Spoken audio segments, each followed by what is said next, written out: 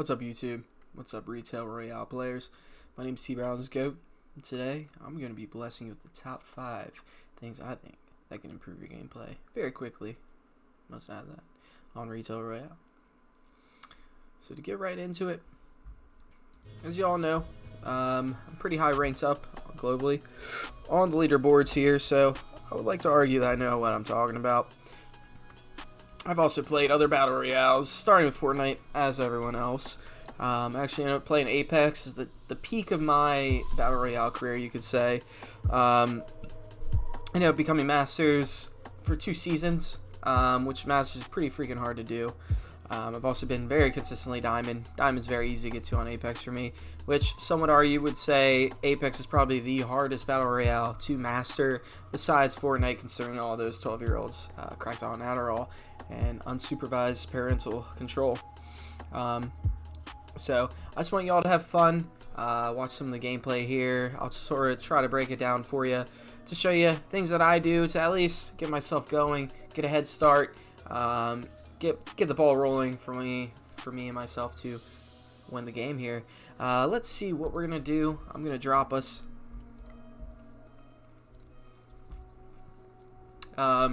Step 1 is pretty simple. Is your drop. You have to master your drop, whether that means getting the loot that you want, dropping where you want to drop, figuring out what your favorite equipment is. You gotta set yourself up for success. So my first tip or trick is pick a spot that you like to go, that you're familiar with, knowing where the loot is, where the crates can possibly spawn, what kind of loot you're going to get yourself, into. That's, of course, going to get you familiar with not only the area, but the game itself and how it works. I always like going somewhere where, I at least can drop either by myself or one other person in the area. Gives me time to get that loot, because there is always someone else that's going to be looting ahead of you while all the chaos is ensuing. So I'm going to show you here, whenever we do drop, what I like to do, where I like to go, the loot I'm looking for. That's going to be the first tip that we're going to go ahead and focus on here today. By the way, happy Cinco de Mayo. Hola. Alright, so speaking of setting yourself up on tip 1, entrance east is my personal favorite place to go. I generally know exactly where every single supply crate has a possibility of spawning, and also working into entrance west and how to attack that. Of course, you're starting your handy dandy box. Alright, see, I already know where I'm going to go here, where the best loot in the area is going to be. It's going to be in these doors. Every area is going to have an indicator on top, compass of where the loot spots are going to be. You might ask yourself, T Brown, why'd you just go ahead and waste that guard? Well, generally I'm going to be in here looting for a little while, breaking stuff down, upgrading my weapons accordingly. Alright, well, lucky for us, we only have 5 people, so this should be an easier video to accomplish here.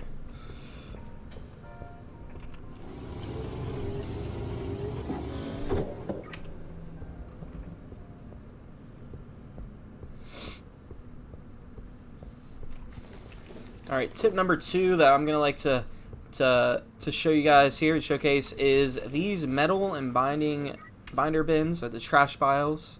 Trash piles, I can't talk. Trash piles actually give you 1 metal and 5 binder, which is equivalent to 1 uncommon, or actually common, item, such as like a tennis racket, for example. So instead of wasting time, making noise, crafting and breaking that down there, you just get that shit for free. Also part of the drop and tips on drop, literally figure out the area you're in. Where does everything spawn? Where does loot tend to spawn? Where does it not spawn? Where do people like to go? You got to be able to sprint straight to the site that has the most loot and pick that up for you. As you can see, I don't have my inventory cluttered either. That's why I noticed a lot of people have cluttered inventory to where they can't pick up something that they might want. Alright, so we got a guy here. Tip number 3, don't be afraid to engage. and also knowing when not to engage. So since there's only 5 of us, realistically I could have engaged that. No big deal, easy kill right there, just one person. But whenever lobbies are packed, 16 people strong, I tend to like to pick and choose my fights wisely. So this guy basically got everything in here. He probably broke everything down. Alrighty. So as you can see, we have plenty of materials, metal and bindings. So my favorite thing to craft is actually the bleed upgrade, and I just found out you actually can stack upgrades. So one bleed actually applies 0.6 damage per second, the next 1.2, the next 1.8, and 2.4 on the max damage that you can get from bleed. So whether you stack drain, the stamina up one, bleed, or vampire, you actually can stack the effects per hit on the enemy. Alright. Also, guys, always be listening in your headset. Everything has its own sound cue. Whether that's trash with the flies making noise there, or whether that's actual supply crates that make a little hum noise.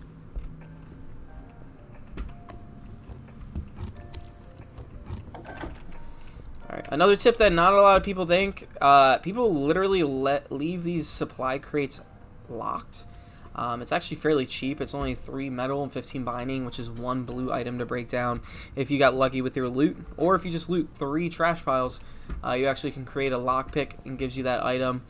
Sometimes you might get shafted there and you might not get the best item or an item that you want. But 9 times out of 10, yeah, 9 times out of 10, you're going to get something that's actually worth it. And that's actually going to help your game play out. Alright.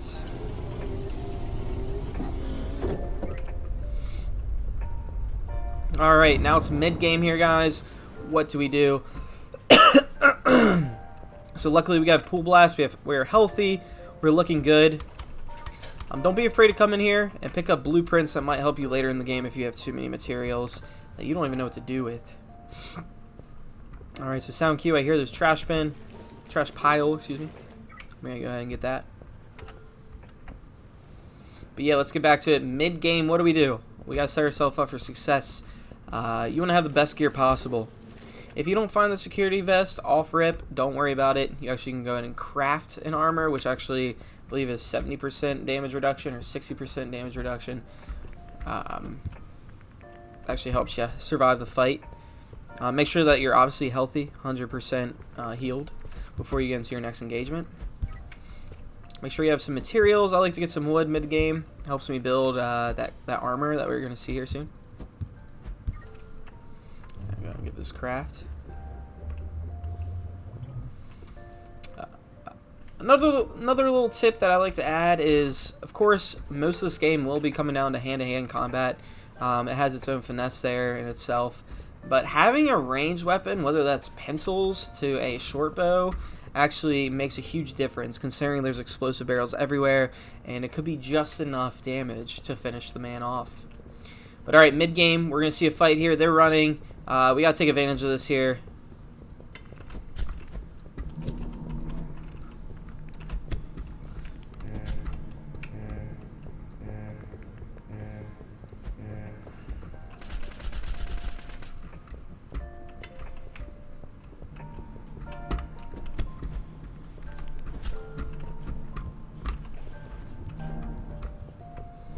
Alright, so we gotta take this fight here. He has Frenzy on, so he's doing reduced damage.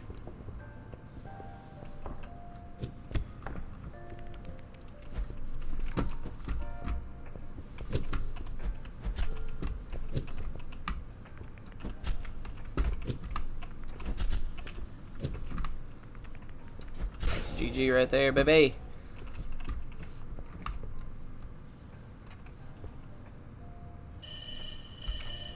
Alright, so another big tip I do not see a lot of players use, obviously inventory space purposes specifically.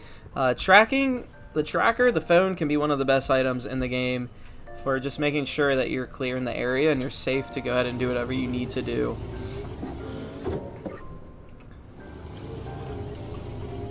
As you can see here, I'm actually getting rid of the Tomahawk, which is a higher color weapon and is actually faster. Ooh, security key card. I think it's a little too late for that. Yeah, the first storm already came in, so I'm gonna get rid of this. But as you can see, I already have 2 bleed stats. Excuse me, on my axe. I'm just gonna keep my axe. The axe is actually a very viable weapon to have in a fight.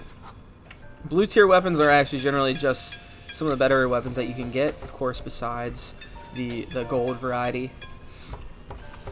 Alright, and as I said before, treat endgame or pre-fight to endgame as you're treating mid-game. Make sure that you're nice and healed, that you have everything you need or you can afford, and get ready to go into the fight. You want to have the most or the biggest advantage that you can possibly have. So I have a lot of binding here. There's also heal stations that you can use. For the cost of 1 binding, you get 4% or 4 heals, you could say, per binding. But there's 3 alive. It is now endgame. My biggest tip on endgame is figuring out how you're gonna attack. Generally, I'm the type of guy where I like to let them fight and not 1v1, but you're not always gonna have that opportunity. Especially teaming is pretty bad in this game right now. People, friends will literally just spawn or click, you know, going together, or they'll queue together, and the chances of them getting in are actually pretty high. So just be mindful on how to take that fight if you need to.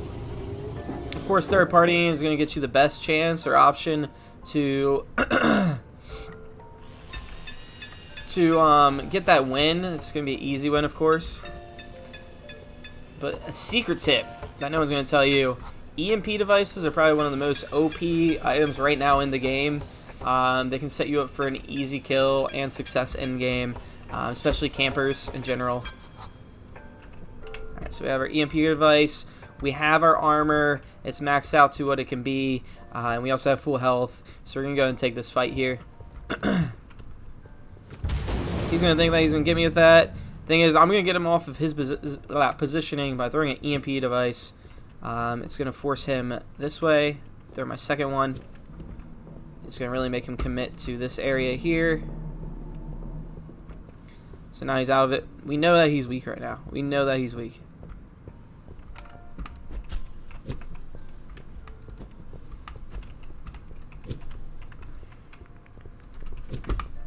Alright, so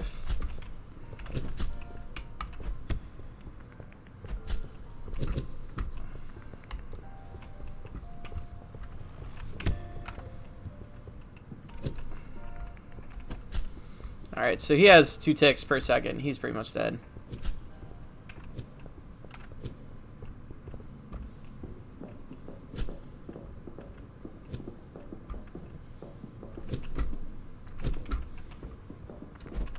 That's GG's right there. Alright guys, remember this is just a short video of explaining the gameplay of how to get a nice win. Remember, tip 1, setting yourself up for the same drop. Get familiar with the area where you are in the map. Figure out where the loot's going to spawn. Don't be afraid to fight is going to probably be my second tip. I didn't really show in the gameplay here, but if I can explain it. Generally, a lot of people either rush into fights as fast as they can, the third party, which isn't bad. You're not scared and you're going for those kills, I understand. But then, you know, where are you mid-game? You're not going to really have much loot. There's always going to be someone else out looting you. You're also going to be taking some damage. Now you're scrambling for materials, and in that time, you could possibly get picked off. But then also being smart and knowing when not to take a fight like a crazy man. And just go ahead and loot. Whenever there's full lobbies, 16 out of 16, I generally like to just get my loot together unless I have to fight off rip. That enables me to stockpile some of that loot for that mid-game, whether that means I need to craft, whether that means I need to heal. That usually helps me a lot. I'd say step 3 or tip 3, you could say, is when mid-game hits. Which there's this feeling or in the air when there's about 8 people left and you're by yourself figuring out what you need to do. I consider that mid-game is you want to start getting everything together. You want to get some armor on you. You want to make sure you're fully healed. You want to try to upgrade your weapons as much as possible. Get rid of some of that inventory space for things that you just need for that next engagement. Mid-game can be probably the most chaotic, considering the most people are alive during that time. And there'll be a lot of griefers out there. 4th tip, I would say treat the final circle like the mid circle. Once you make it to the final circle, there's probably going to be people fighting. Again, if you took some damage, make sure you're setting yourself up and you have everything prepared for that final end circle fight. Also make sure that you're getting yourself the best gear. I crafted last game 2 EMP devices to ensure I'm creating spacing and bringing him into the area that I want. Or if you want, you can even grief with it. That's what my kind of play style. I don't really team or like to third party too much. I'll let them finish their fight, talk it out, have some fun. Setting yourself up there. And finally, end circle. Pick your fights wisely. Hit your shots. Make sure you hit them. Meleeing is a whole other combat aspect that I'm probably going to make a video about. It's basically a chess game. It's figuring out, what the other person's going to be doing. It's self-explanatory, but actually pretty in-depth and complicated if you break it down any farther. So I'm probably going to come out with a separate video talking about how to fight melee style, or the best way or best weapons to your play style. But again, thank you so much for watching this video. I hope at least something in here resonated with you. Something clicked. My name is CBrownIsGoat. I do appreciate your view. Go ahead and play this game. Drop a follow on their Twitter, Discord. Join their Discord if you want. Darks is an amazing developer. He's done so much for this game. Constantly updating this game every day. It's only getting better. I'm really enjoying it. And I think there's actually a lot of potential in this game that, if we grow as a community, we can actually see maybe a battle pass, maybe a new map, different weapons implemented. There's a lot of potential here in this game. Some goofy fun that actually can get a little competitive and fast-paced at the end. But good stuff, guys. I hope something, if whatever helped you here, leave in the comments. If there's a tip that actually helped you, either that you already knew or something that's new to you, go ahead and leave in the comments. I do appreciate the feedback on the videos. But happy Cinco de Mayo. Hola, let's get ourselves a margarita. You know what I mean? And enjoy and party. Much love, everyone. And to keep those gamers gaming and the lovers loving.